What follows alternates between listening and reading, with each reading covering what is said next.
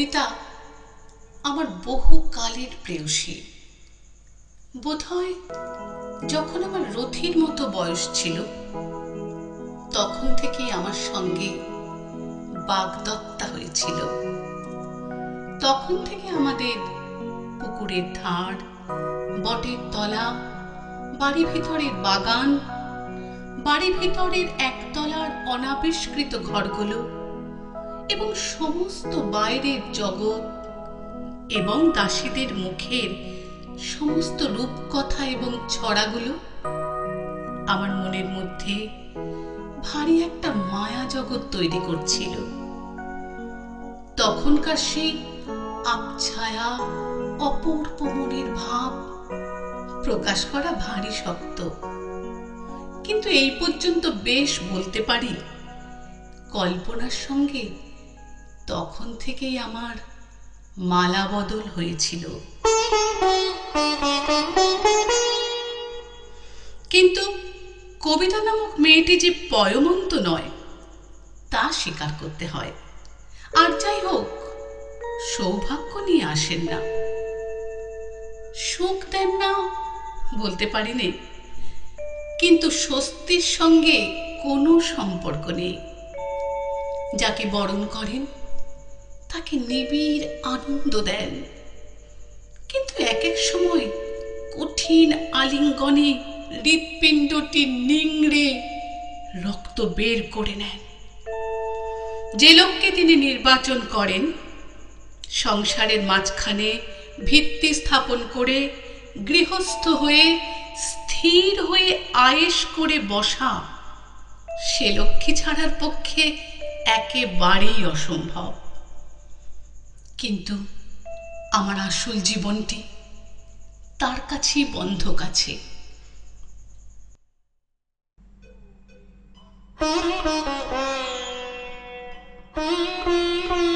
সাধনায় লিখি আর জমিদারি দেখি, যেমনি কবিতা লিখতে আরম্ভ করি অমনি আমার চিরকালের যথার্থ আপনার মধ্যে প্রবেশ করি। আমি বেশ বুঝতে পারি এই আমার স্থান। জীবনে জ্ঞাত এবং অজ্ঞাত সারে অনেক মিথ্যাচারণ করা যায়, কিন্তু কবিতায় কখনো মিথ্যা কথা বলিনি। সেই আমার জীবনের সমস্ত গভীর সত্যের একমাত্র আশ্রয়স্থান।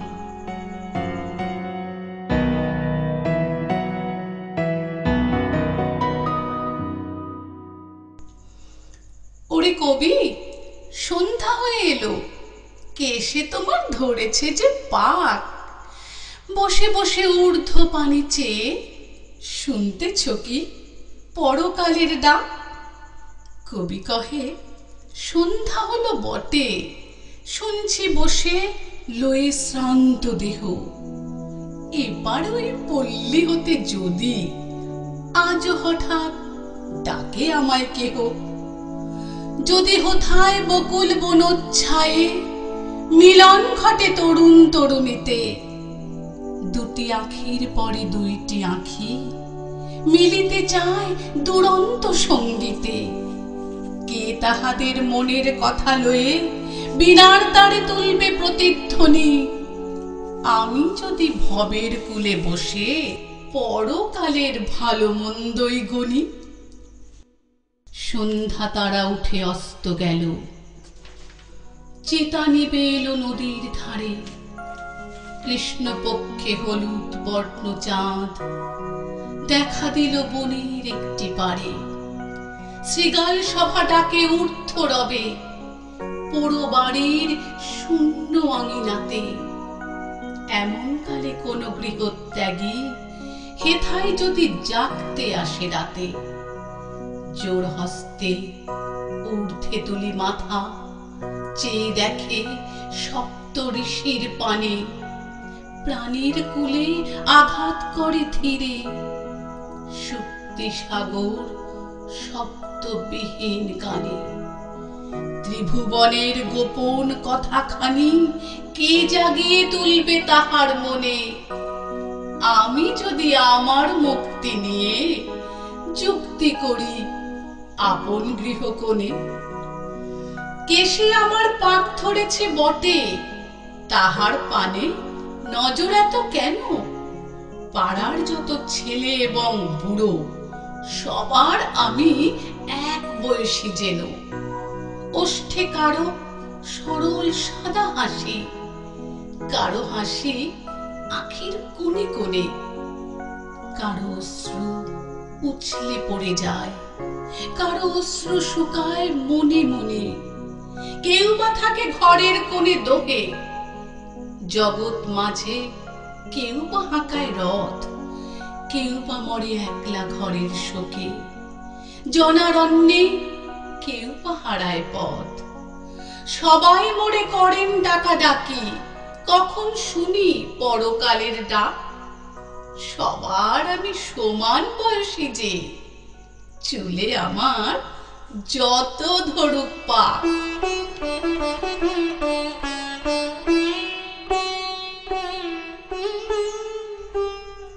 আজকাল প্রায় বসে বসে আওড়ায়, ইহার চেয়ে হতেম যদি আরব বেদুইন। বেশ একটা সুস্থ সবল উন্মুক্ত অসভ্যতা। দিন রাত্রি বিচার আচার বিবেক বুদ্ধি নিয়ে কতকগুলো বহু কেলে জীর্ণতার মধ্যে শরীর মনকে অকালে জড়াগ্রস্ত না করে একটা দ্বিধাহীন চিন্তাহীন প্রাণ নিয়ে খুব একটা প্রবল জীবনের আনন্দ লাভ করি। মনের সমস্ত বাসনা ভাবনা ভালোই হোক মন্দই হোক বেশ অসংশয় অসংকোচ এবং প্রশস্ত। প্রথার সঙ্গে বুদ্ধির, বুদ্ধির সঙ্গে ইচ্ছা, ইচ্ছার সঙ্গে কাজের কোনো রকম অহর্নিশে খিটিমিটি নেই।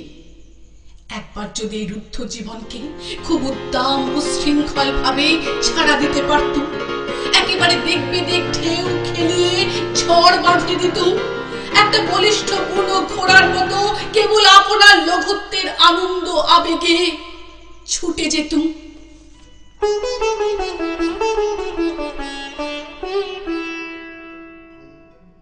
আমরা চলি সম্মুখ পানে, কে আমাদের বাঁধবে? রইল যারা পিছু টানে, কাঁদবে তারা কাঁদবে। ছিড়ব বাধা রক্ত পায়ে, চলব ছুটে রৌদ্রের ছায়ে, জড়িয়ে ওরা আপন গায়ে কেবলই ফাঁদ ফাঁদবে। কাঁদবে ওরা কাঁদবে। রুদ্রমদের হাঁক দিয়েছে বাজিয়ে আপন তুর্য, মাথার উপর ডাক দিয়েছে মধ্যদিনের সূর্য। মন ছড়ালো আকাশ বেপে, আলোর নেশায় গেছি ক্ষেপে। ওরা আছে দুয়ার ঝেপে, চক্ষু ওদের ধাঁধবে। কাঁদবে ওরা কাঁদবে। সাগর গিরি করব রে জয়, যাব তাদের লঙ্ঘি। একলা পথে করিনে ভয়, সঙ্গে ফেরেন সঙ্গী। আপন ঘরে আপনি মেতে, আছে ওরা গণ্ডি পেতে। ঘর ছেড়ে আঙিনায় যেতে বাঁধবে ওদের বাঁধবে। কাঁদবে ওরা কাঁদবে।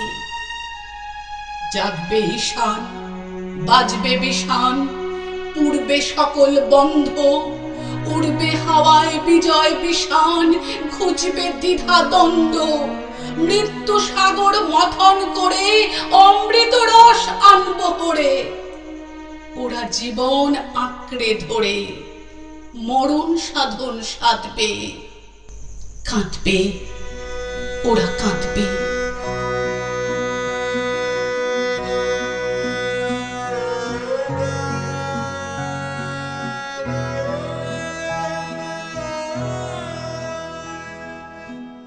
ওই যে মস্ত পৃথিবীটা চুপ করে পড়ে রয়েছে, ওটাকে এমন ভালোবাসি।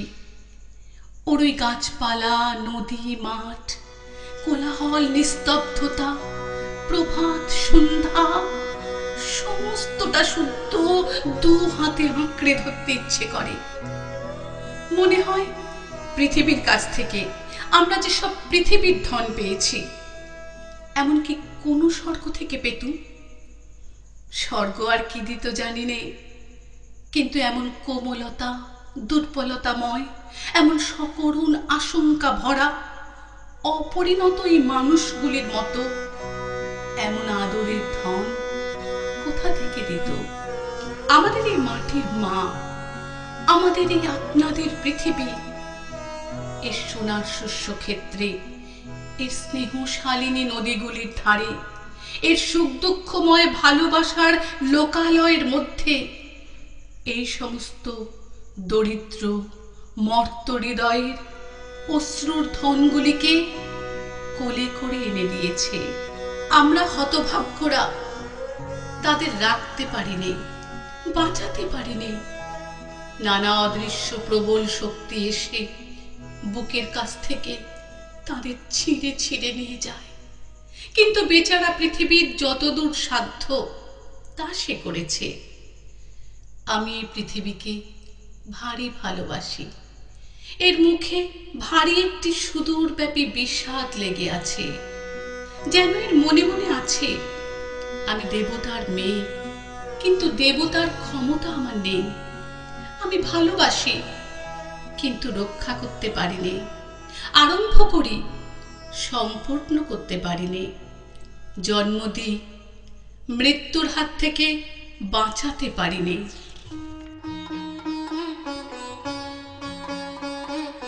ছেলেটার বয়স হবে বছর 10।